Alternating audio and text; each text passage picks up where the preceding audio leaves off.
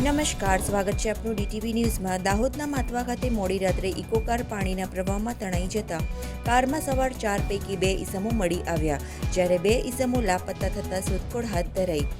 દાહોદ જિલ્લામાં મુસળધાર વરસાદને પગલે નદી નાળા છલકાઈ ગયા તેવા સમયે ગરબાડા તાલુકાના માટવા ગામમાં રાતના સમયે પસાર થયેલી ઇકો કાર તળાવના કોતર ઉપર બનાવેલ નાળા ઉપરથી પલટી મારી પાણીમાં ખાબકી હતી અને પાણીના પ્રવાહમાં કાર તણાવા લાગી હતી। બનાવને પગલે આસપાસમાંથી લોકો દોડી આવ્યા હતા અને બચાવવાનો પ્રયાસ હાથ ધરી તંત્રને જાણ કરતા દાહોદ પ્રાંત કચેરીની ટીમ, ગરબાડા મામલતદાર, પોલીસ અને ફાયર બ્રિગેડની ટીમ ઘટના સ્થળે દોડી આવી હતી અને બચાવ કામગીરી હાથ ધરી હતી, જેમાં કારમાં સવાર 4 ઈસમો પૈકી 2 લોકો સલામત મળી આવ્યા હતા તેમજ જેસીબીની મદદથી કાર પણ પાણીમાંથી બહાર કાઢી હતી, પરંતુ કારમાં સવાર અન્ય 2 લોકો લાપતા થતા ફાયર બ્રિગેડની ટીમ દ્વારા શોધખોળ હાથ ધરવામાં આવી હતી, પરંતુ કલાકોની મહેનત બાદ પણ બંનેની ભાળ મળી નથી। હાલ તંત્ર દ્વારા બંને ઈસમોની શોધખોળ હાથ ધરી આગળની કાર્યવાહી હાથ ધરી છે।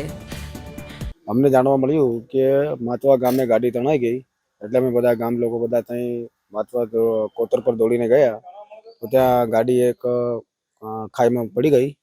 એટલે પછી અમે એને ગાડીને કાઢી અને માણસો કોઈ ચારેક જેવા હતા, એમાંથી 2 મળ્યા છે, હજુ 2નો કોઈ પત્તો નથી। બરાબર, એની શોધખોળ ચાલુ છે। એના તંત્ર શોધખોળ માટે પોલીસ ડિપાર્ટમેન્ટ, મામલતદાર સાહેબ તેમજ રેવન્યુ તલાટી તેમ બધા સભ્યો ત્યાં આવ્યા અને ત્યાં શોધખોળ કરી પણ મળ્યા હજુ નથી। મારું નામ નિકેશ। આજરોજ અમને રાતના માહિતી મળી કે માટવા ગામે કોતરમાં વેન ગાડી તણાઈ ગઈ છે, જેમાં 4 માણસો અંદર હતા। તો અમારી ટીમ અને અમે તાત્કાલિક સ્થળ પર પહોંચ્યા। ફાયર બ્રિગેડની ટીમ પણ તાત્કાલિક પહોંચી। 2 માણસો જીવતા બહાર મળી આવ્યા અને 2 માણસો મળી આવતા નથી, જેની શોધખોળ ચાલુ છે।